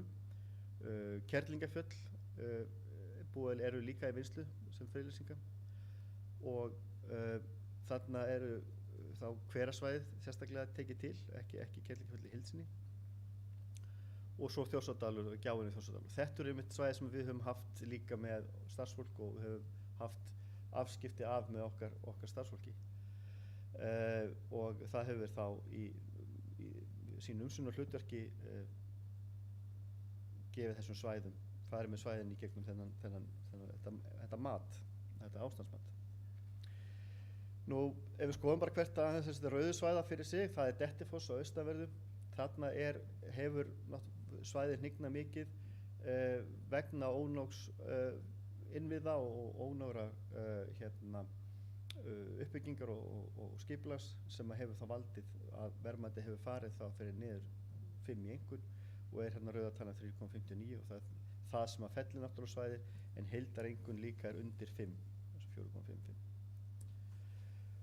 Rauðufossar, þarna eru verðmæti ennþá yfir þó það væri reynt á sérinu á Appelsínugulu en þarna eru skipulag sem algjörlega vantar og innviðir einnig. Ég vil nefna það kannski líka í þessu samhengi þegar ég er að fjalla þetta að við höfum sótt til landsáætlunar fjármagn til þess að fara í aðgerðir til þess að sporna við þessu og þarna eru eins og ég nefndi áðan, þarna erum við að bregðast við í rauninni þessari útkomu sem er að verða hérna á þessum rauðu svæðum hjá okkur og einnig Appelsínugulu til með því að tilkynna þann til ráðuneytisins og til landsáætlunar hvaða svæðið sem þarf að forgangsraða. Nú Geysir, við þekkjum það svo sem mjög vel, þarna er rauninni langtíma vandamál, nú er komið skipulag, nú er komið deiliskipulag, það er ekki verið að vinna eftir því. Nema mjög litlu leyti. Þarna er í rauninni verið að klára ákveðin mál tengist eignarhaldi á svæðinu áður en farið er í uppbyggingu en við vonumst til þess að það leysist mjög fljótlega og það er sem sagt, það er þegar farið að ræða við hönnuði og semja við hönnuði hönnun sem eru náttúrulega forsenda þess að það farið í framkvæmdir. En þarna er líka spurningin sem ég nefndi áðan varðandi verðmætið. Þarna þurfum við að hugsa, getur Geysissvæðið aftur orðið verðmætt, getur þetta orðið svæði sem að hækkar í einkunn. Ég trúi því að það er hægt og það geti tekið tíma, en leið og við erum komið með tiltekna innviði sem að stuðla að verndun svæðisins, þá geti þetta svæði, eins og við höfum séð á öðrum hverasvæðum, geti þetta svæði hífst upp. Nú Kerlingarfjöll hverasvæðið, þarna er svæðið, það fellur rauninni á verðmætinu, þarna út af því að þarna hafa við líka verið mikil ásókn ferðamanna og þarna hefur skort á einhverju leyti á skipulag á innviði, en þarna þetta er rétt undir og þetta er eitt svæði sem ég trúi því að hægt væri að hífa upp af rauðalistanum með ekki svo miklu átaki. Nú Þjórsárdalur og Gjáinn, þarna eru rauninni rauðatölur allstaðar, þetta er bara, þarna hefur skort á heildina. Þarna hefur þurft að fara í allsherjar skipulag, stórbæta innviði og þarna hefur rauninni verðmætin hnignað. Þetta er svona dæmi það svæði sem að það hefur ekki verið komið að með neinum hætti. Það voru setið fjármunir í ár og farið í aðgerðir fyrir í fyrra og það er að mér hefur heyrst að er verið að gera bragarbót á. En svona kannski til þess að slá botninn í þetta, ég vil svona aðeins benda á að við byrjum á að setja rauðalista fram 2010, það reyndar ekki þarna dálkur fyrir það, en við byrjum að hafa fyrst í rauðlistin og höfum gert það á 2 ára á fresti. Og þannig talað rauð svæði og appelsínugul svæði, þetta er náttúrulega litakóða sem að fólk skilur, en þetta er náttúrulega í okkar huga þetta svæði sem eru bráðra hættu að tapa verðmæti sínu eða hafa að tapa verðmæti sínu, það er rauðu. Þessu appelsínugul eru svæði sem í hættu á að tapa verðmæti sínu. Og þarna eru náttúrulega töluvert breyting á vegna þess að við erum að taka líka eindótið svæði meira í parti sem að við erum rauninni ekki eru friðlýst. Og þarna stækkar gululistin líka, hann fer þarna fjölgar svæðum á gululista, þetta eru líka svæði sem er að koma ný, en við erum alltaf að beita alveg nýri aðferðafræði. Það er samt ákveðin svæði sem eru alltaf að detta hann inn og við vitum alltaf svo sem öll hvers vegna. Nú hvað svo? Ég hef búin að nefna hérna líka aðeins að tillögur að úrbótu fylgja mati ástandi. Við erum að gera tillögur, við erum að vinna að því með landsáætlun að gera tillögur úrbætur á þessum svæðum. Við erum búin að upplýsa ráðherra og ráðuneytið stöðuna og búið að afhenda ráðherra þessa niðurstöður og skýrsluna. En Umhverfisstofnun mun síðan náttúrulega í kjölfarið vinna áfram með þetta er ekki búið. Þetta er rauninni bara upphafið að því að vinna áfram með þessi svæði, fylgjast með þeim og skipuleggja og bregðast við eins og hægt er og fjármagn leyfir. En ég vil líka minna á það að við erum náttúrulega fleiri heldur en bara Umhverfisstofnun sem í þessu, það eru fleiri stofnanir og aðilar sem geta snúið bökum saman og bætt ástand þessara svæða og tryggt það að við verðum með þetta, eins og ráðherra nefndi, þetta fjöregg að halda því heilu. Takk fyrir mig.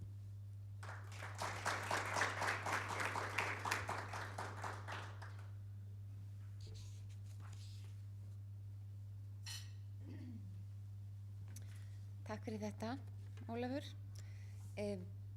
Næstur í pontu er Óskar Jósefsson, framkvæmdastjóri stjórnstöðvar ferðamála. Talandi löngulegin hérna áðan, þetta er líka dálítill tungubrjótur. Hann ætlar að fjalla ástandsmatsverkfærið í víðara samhengi, en eins og fram hefur komið í máli Ólafs og Jóns þá var verkfærið þróað með styrk frá stjórnstöðinni. Ég man ekki hvort ég nefndi áðan, en það er líka stjórnstöðinni að þakka að við erum í streymi.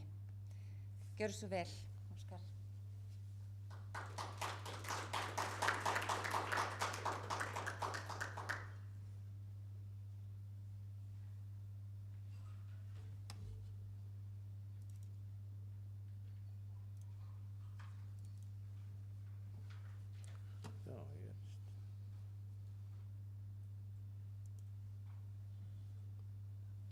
Já, góðu gestir og áhörendur, gaman að vera með ykkur.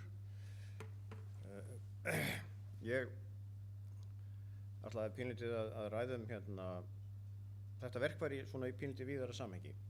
Mér langar samt svona áður en ég hef þá vegferð og ég ætla að taka mjög stuttan tíma þá langar mig að þakka Umhverfisstofnun og þessum tveimur herramönnum sem eru búin að vera að kynna hérna fyrir að hafa tekið þátt í þessu verkefni með stjórnstöðinni og raunverulega verið burðar á sig að keyra það áfram og bara árétta það þarf ofboðslegan kjark og einu til að þróa svona verkfæri. Það er ofboðslega auðvelt að týna þræðinum þegar verið að fást við það að reyna að koma svona huglægum þáttum í hlutlæga þætti eins og Jón var að nefna og það er ferðalagið sem að gerir verkfærið býr til verðgildi verkfærisins og þess vegna svo mikilvægt að leggja af stað og hafa kjark til þess að byrja og það verður eitthvað klúður í upphafsferlinu en missi ekki þrautseiguna í að þroska þetta áfram og við erum akkúrat að sjá hérna vinnu og verkfæri sem að segja okkur þetta er hægt ef menn hafa þol, þrautseigi og kjark og það eru fleiri svona verkefni sem við þurfum að takast á við sem að snúa svolítið það að reyna að meta eitthvað ástand sem er huglægt yfir í hlutlægt ástand. Og þannig svo sem búið að ræða aðeins hérna því þekki vegvísinn og þessi 7 áherslusvið og þar innan er áherslusvið sem að heitir náttúru og þar innan er áherslusvið sem að heitir áræðileg gögn og á grundvelli þessara áherslu þátta þá var þetta svona eitt af fyrstu verkefnunum sem að færði í að okkur vantaði gögn, okkur vantaði sambærileikann, okkur vantaði þróun, okkur vantaði sögunna og þetta verkfæri að búa til þetta allt saman og þess vegna var svona þetta eitt af fyrstu verkefnunum sem var farið í og þó þetta hafi verið fyrir mína tíð þá sagði Jón við það að forveri minn hafi bara kallað á hann og eins og oft þegar menn eru tilbúin að fara að gera eitthvað þá átti verkfæri vera bara til strax í gær. Þannig að þetta svona hefur fallið bara inn í vegvísinn sem eitt af þeim verkfærum sem einn af þeim áherslu þáttum sem við þurftum að vinna með og hlutverk stjórnstöðurinnar er raunverulega að tengja saman stofnanir og ráðuneyti og þá aðila sem í stjórnkerfinu kannski ekkert að vinna dagstælega saman en ferðaþjónustan er skrítin skepna og hún hefur snertifliti við svo marga þannig að stjórnstöðin var til þess að búa til þessar tengingar. Nú, ástandsmat ferðamannastaða, við getum sagt það er að meta hérna nokkra þætti. Það segir til ástandið á ákveðnum tíma eða tímabili og það styrkir og samræmir verndunarsjónarmið og viðmiðunargildi og hérna fyrir slík sjónarmið eins og bara við höfum séð á þessu sem hefur verið kynnt og það eflir og samræmir stjórnum ferðamannastaða út frá náttúru og umhverfissjónarmiðum og það styrkir þessa þekkingu og þekkingagrunn og við erum að fá upplýsingar í tímalínu sem segir okkur að það er einhver þróun að eiga sér stað og sama tíma erum við að bregðast við en það segir kannski ekki til hvaða álag viðkomandi staður þolir, hvað er skynsamlegt álag á staðinn og það er svona hinn hliðin á teningnum þar að segja ef við hefðum ekkert fjármagn þá getum við álagstýrt þannig að staðurinn haldi einhverju ástandi og við höfum verið að reyna að þroska okkur þangað og bara aðeins við hvers vegna var þroska okkur þangað ég ætla ekki að dvelja lengi við þessa myndir en þú veist það sýnir sig að það var einhver þörf til þess að við þyrftum að fara álagstýra það flæddu hér á okkur ferðamenn og sannarlega hafa þeir breytt ástandi samfélagsins og fært okkur ýmislegt en þeir kosta okkur líka eitthvað og náttúran hefur stundum af því að við höfum ekki kannski hvorki fjármagnaða tíma til þess að mæta þessari aukningu þá hérna vorum við ekkert undir það búin og lendum með rauðu svæðin sem að Ólafur var að tala hérna áðan en við þurfum líka að hugsa það og þessi mynd er kannski að sýna það að öll innviða uppbygging á Íslandi hefur tekið mið af því að svona þeim íbúafjölda sem er í landinu ef við horfum á þessa mynd þá er íbúafjöldi Íslands ekki 350.000 það er permanently í landinu svona hátt í 400.000 manns og ef við horfum svo á það svona sett í þetta samhengi þá er til dæmis á árinu 2017 þá var íbúafjöldin frá maí og fram til september miklu nær 450.000 heldur en 350.000 Og stundum ekkert horft til þessara þátta þegar við erum að ræða innviða uppbyggingi í landinu, hvort sem það heilbrigðiskerfi, vegakerfi eða aðrir þættir sem að samfélag þarf á að halda til þess að þjóna þessum íbúum, af því auðvitað eru ferðamenn ekkert annað en íbúar í landinu þegar þeir eru hérna. Þannig að það var ákveðið að fara í það sem heitir álagsmatsverkefni og þá vorum við að reyna að meta álag og þessa krítisku flöskuhálsa, hvað getum við tekið við mörgum ferðamönnum, hver afkasta geta samfélagsins til þess að taka við ferðamönnum. Við getum alveg spurt okkur, þetta bara, samfélag okkar bara verksmiðja sem getur bara þolað ákveðið álag.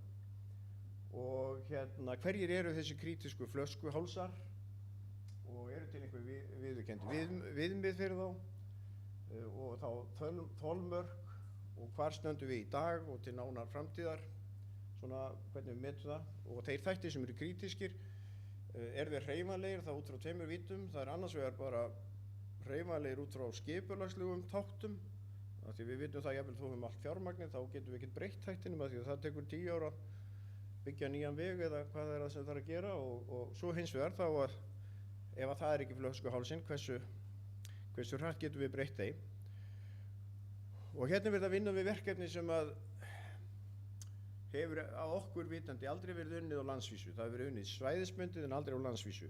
Og vissulega styrkir það mann í kjarkinum að sjá hvernig Umhverfisstofnun hefur tekið þetta ástandsmatsverkefni og tekist að þróa það áfram, að hitt hægt líka. Við þurfum að fá stýringu á álagi vegna ferðamanna inn í landið og við erum í þessu verkefni í dag og erum að vinna þá þannig að hagaðaðilarnir hérna komi að því. Og það verið að horfa á þessa lykilþætti sem við erum að horfa á frá ferðaþjónustunni, sem að eru snertiflyti við ferðaþjónustuna og svona styðjandi innviði sem að koma við. Og gagnvart öllum þessum þáttum erum við að reyna að átta okkur á hvernig við getum álagsmetið á með tilliti til þess sem er að koma í framtíðinni. Við gerum svo sem ekki mikið í sögunni og þá farið að velta fyrir okkur hvort að ein breytan sem við þurfum að kljást við eitthvað sem heitir stýring. Nú þetta snýst alltaf þessa þætti ástand og verndun og síðan nýtingu og það jafnvægi sem við viljum hafa á þessu. Hvert er jafnvægið í dag? Ég meina rauðu svæðin sem að Ólafur var að tala hérna, það væntanlega ekki gott jafnvægi þar og þá það spurningin hvað getum við gert? Er hægt að innleiða einhverja stýringu? Að ég best veit þá er þau stjórntæki sem Umhverfisstofnun hefur more or less bara opið eða lokað. Ég ekki alveg viss ég fari mér rétt mál því leiðum rétti mig, en ég veit ekki hvort að Umhverfisstofnun getur sagt það skynsamlegt að það komi ekki fleiri en þessi á hvern stað á hverjum tíma og þá getum við viðhaldið ástandi á staðnum sem að við erum sátt við þessi kjör ástand. Og við þurfum að þroskast inn í það við þurfum að þróa með okkur tæki til stýringar þannig við getum farið að stýra álaginu þannig við fáum ástandið. Þannig að við erum að nálgast, þetta er öðruvísi verkefni en þarnast þess að það sé klárt ástandsmat. Og þetta verkefni erum við að vinna og það verið að vinna það út frá að sjálfsögðu umhverfis og náttúruvinkli, en það líka samfélagsvinkillinn og hann kannski svona flóknari því að hann í flestum tilfellum mjög huglægur en skoðanakannanir meðal þjóðarinnar eins og kallast Mood of the Nation raunverulega ástandsmat. Það ekkert annað. Við erum að lesa ástand þjóðarsálarinnar eins og við erum að gera í ástandsmatsverkfærinu sem Umhverfisstofnun með til þess að sjá hvernig það þróast á móti því álagi sem við vitum það verður fyrir að ferðamönnum. Þessi saga fer að segja okkur eitthvað og á grundvelli hennar getum við kannski farið að segja þá skulum við reyna að minnka álagið af ferðamönnum eða stýra því og velta fyrir okkur hvaða stjórntæki við getum innleitt í því samhengi. Og svo efnahagslega vitin í þessu og þetta við að reyna að greina sjálfbærni vísa hvaða þættir eru það sem eru mest segjandi og raunverulega eins og í verkfærin áðan þá voru þessi þættir sem eru metnir, það eru þessi segjandi þættir fyrir ástand hvers staðar og reyna að gildisetja þá og það það er það sem við erum í núna og hérna erum að kljást við það og sjáum hvað hefur verið gert í ástandsmatsverkefninu og höfum það til hliðsjónar.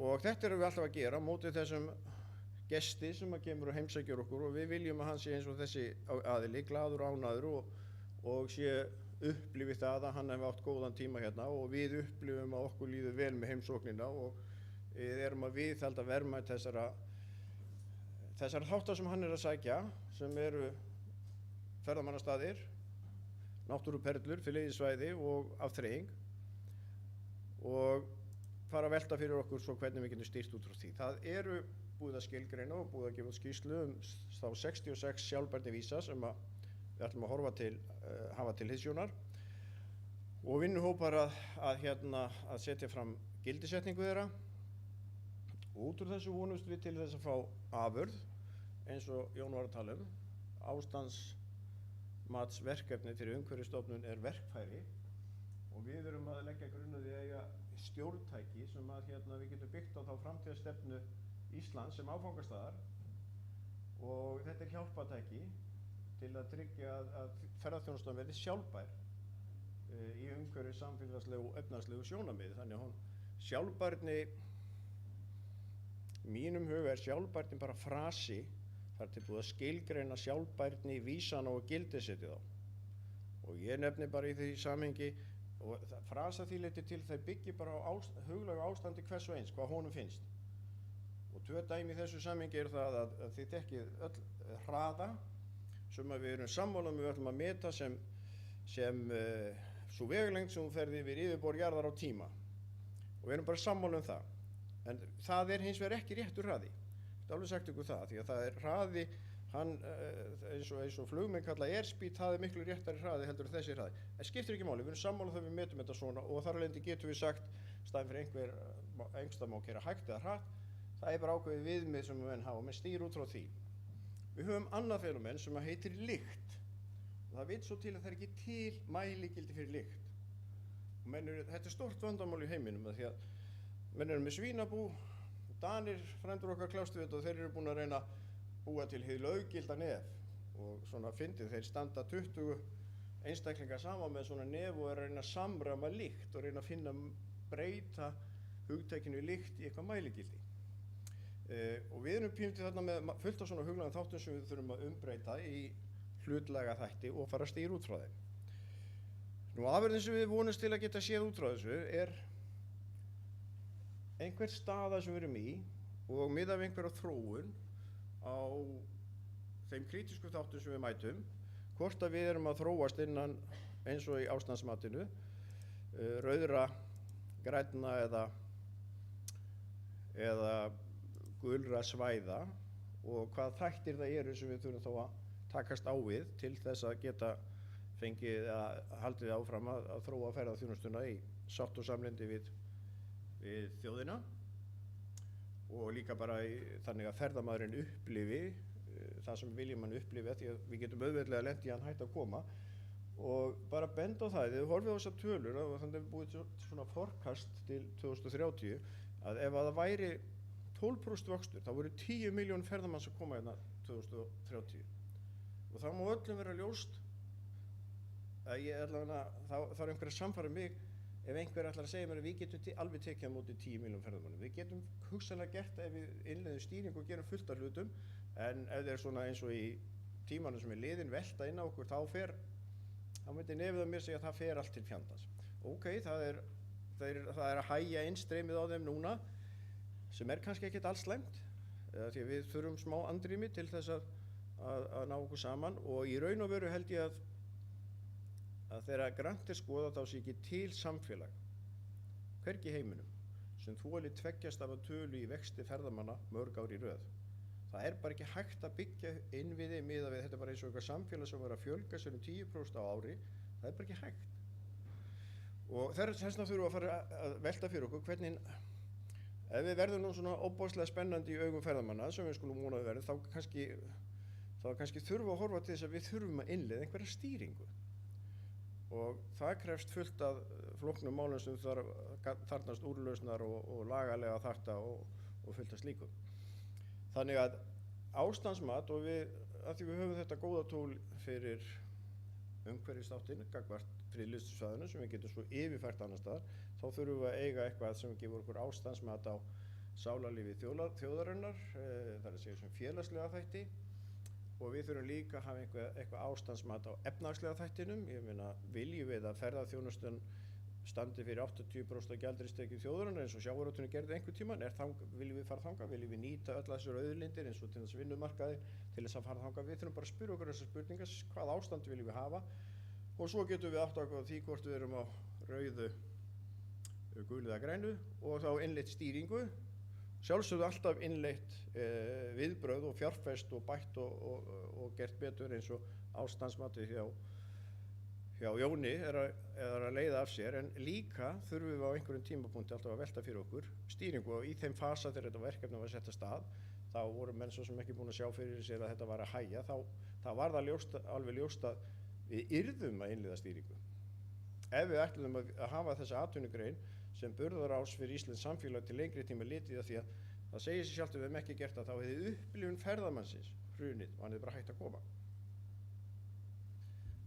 Þá er ég bara held ég komin á enda með að setja þetta svona í víðara samhengi. Takk fyrir.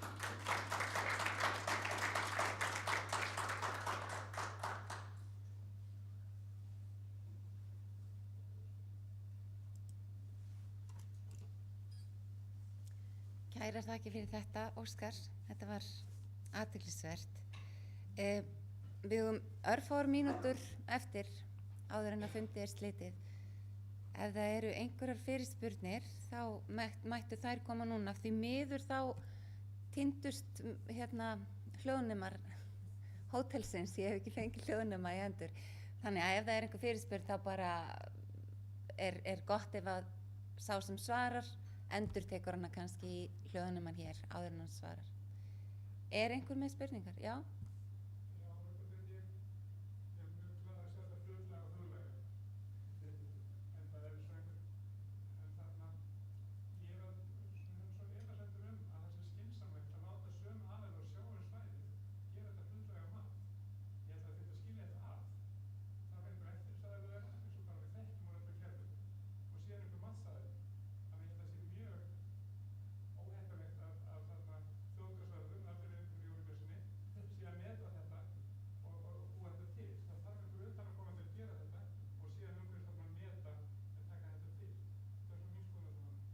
Jón, viltu svara þessu? Kannski endurtaka í fáum orðum þar sem hann? Já, takk fyrir Galdur. Það var spurning um hvort að sami aðili og rekursvæði geti tekið jafnframt mat á svæðinu og hvort það verði huglægur eða hlutlægur, og ég nefndi það við ykkur að verkfæri verði mjög brothætt, og þetta er eitt af því einn ástæðu fyrir því verkfærið er brothætt, að við þurfum og það er svo auðvelt að gera verkfæri pólitískt, og ef að til að myndi eins og nefndi ef að menn færi að sjá fram á að verkfæri geti skapað fjármagn inn, fara menn þá ekki beinlínis að fella svæði sín, og þetta er hættan, og við til þess að reyna að tryggja hlutleysið þá höfum við hópurinn sem erum að starfa með friðlýstum hjá Umhverfisstofnun í dag haldi reglulega fundi, og við förum yfir þessa skýrslu og svæðin, og sérstaklega svæði sem er að skora lágt, og við tökum það ekki mála að svæði farin í rauðanlista, og við höfum grandskoðað þau svæði og svo framvegis. Hins vegar þætti mér ekkert ólíklegt, og gæti vel verið að það væri skynsamlegt inn í framtíðinni að menn myndi einhvers konar teim með einhvern hóp sem sæi þetta alfarið og færi inn á svæðin og ræddi við komandi sjónræðila og færi með þeim yfir matið og svo framvegis og væri þá að vinna í fleiri verkefnum. Þetta getur vel verið að það verði lausnin þegar fram í sækir, að það verði einhver sérhópur sem sinni þessu og þannig getur líka þá tryggt hlutleysið vonandi. Svarar þetta spurningunni? Orri?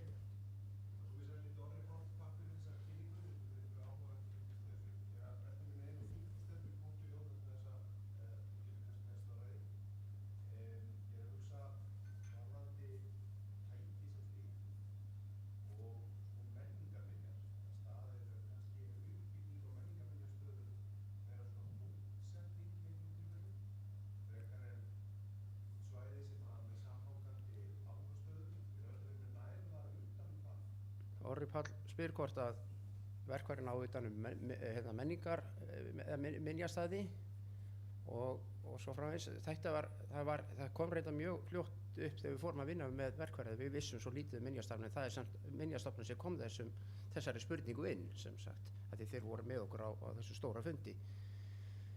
Þetta var til þess að við urðum svolítið að endurskoða, og við erum búin að ég er búin að eiga tölvöld samskipti við Minjastofnun, þeir hafa komið til okkar og við erum að vinna með alls kyns þætti þar á lútandi. Svolítið merkilegt nefnilega með minjastæði. Við fórum að huglega kannski besta verndin eða einn hluti, og getur mjög sterk vernd minjastæða einmitt að draga þá fram, byggja þá upp og sína. Og þannig en það er svo margt í þessum verkfæri, og það líka kemur inn að því við erum oft og tíðum ekkert endilega sérfræðingar náttúrufar viðkomandi svæða, jafnvel þó við séum stöðugt að vinna með þau. Þannig að ég reikna með því, eins og ég nefndi í glæruna, í framtíðinni verði mun meira samstarf bæði við Minjastofnun, náttúrustofur og fleiri til þess að hafa þessa réttu nálgun sem að nauðsynleg er. Ég svara líka fyrir Óla, nei, ég er nú að grínast, ég veit eitthvað hvað Óli er eins og niður. Þetta vilt þú halda áfram? Fleiri spurningar? Ég byrja það góðin. Er það ég aftur? Á ég að hleypa niður? Ég held að þú getur alveg svarað. Ég heiti Einar Skúlason. Ég á svona leiðsöguapp sem heitir Vappið og hef sérstaklega áhuga á stafrænum lausnum, og ég velti fyrir mér, takk fyrir góða kynningar, af því að það kom fram að það er verið að leggja meira fjármagn í landvörslu. Ég sé ekki alveg kannski að þú svarir endilega fyrir það, Jón, en það er almennt verið að leggja meira í innviði.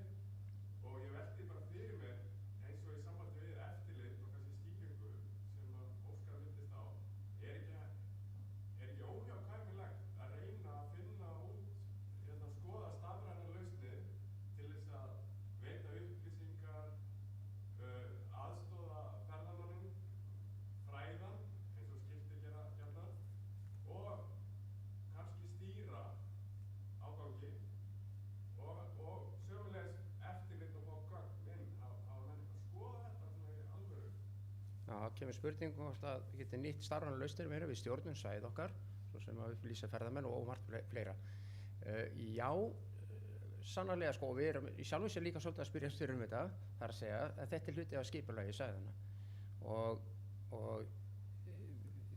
Og það er náttúrulega mikill skortur hjá okkur nú þegar á upplýsingum ferðamenn oft, en jáfnframt er líka skortur á að við komum réttum upplýsingum til ferðamanna, og það mun sannarlega hafa áhrif á, og það getur haft áhrif á sem sagt einhvern í þessu mati þegar fram í sækir.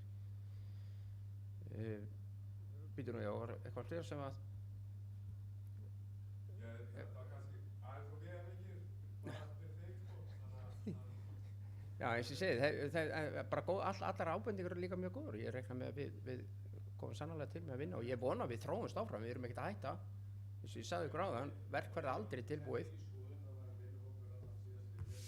Óskar vil ekki koma upp og svaraði hér, svo að fólk heyri sem er út á landi.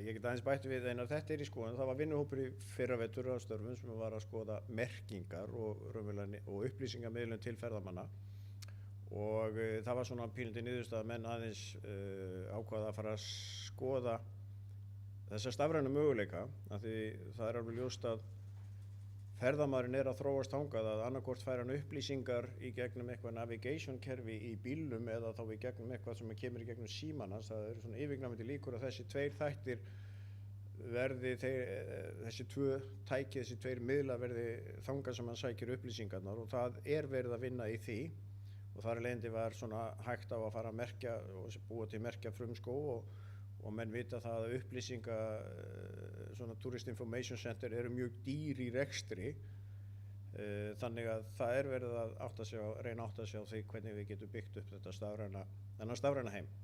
En við hins vegar ennþá er mönnum ekki alveg ljóst, bara til dæmis navigation kerfið sem er í bílnum hjá þér, hver rekur það, hver ákveður hvað fyrir inn í það og hvað fyrir ekki inn í það.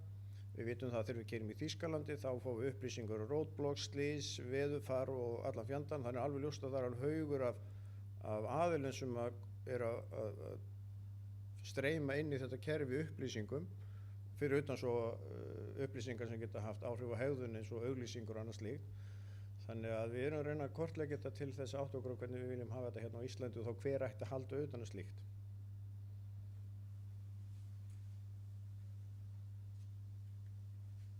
Eru Fleiri spurningar kannski til Óskars áður en hann sest?